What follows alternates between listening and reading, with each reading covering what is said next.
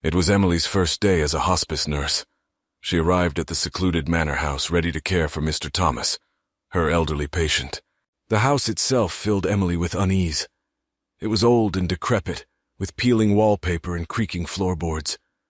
She chided herself for being silly as the housekeeper led her inside. Emily was led upstairs to the master bedroom where Mr. Thomas lay in bed, looking pale and weak. She introduced herself and began taking his vitals. His skin was icy cold to the touch. As she worked, Emily became aware of a strange hissing sound in the room. She looked around for the source but saw nothing out of the ordinary. Mr. Thomas seemed unbothered, so she tried to ignore it. Over the next few days, Emily began to feel like something was terribly wrong. Mr. Thomas grew weaker no matter what she did. The hissing sound also intensified whenever she was in the room. One night, left alone with her patient, Emily dozed off in her chair. She awoke to find Mr. Thomas standing over her, eyes glowing red and fangs bared.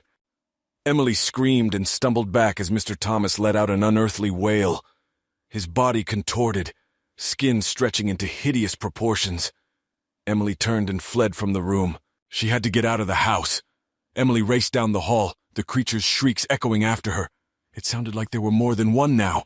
As Emily descended the stairs, she felt talon-like fingers grasping at her hair and clothes. The touch was icy cold. She screamed and pulled away. The front door was in sight. Emily put on a burst of speed only to find it locked tight. She pounded her fists against it to no avail as the creatures encircled her. Turning to face them, Emily saw they barely looked human now. Their limbs were elongated, skin mottled gray and decaying. Yellow eyes focused hungrily on her. Backed against the door, Emily frantically felt along the wall for a key, a weapon, anything. Her fingers closed around an antique candelabra. It would have to do. Gripping the candelabra, Emily swung it at the nearest creature. It caught the thing across its face in a sickening crunch of bone. But the creatures kept coming.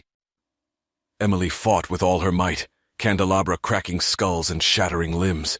Still they persisted, claws tearing at her clothes and slashing her skin. She felt her strength fading. Then she heard it. Tires on gravel. There were voices outside. Pounding came at the front door along with flashes of light.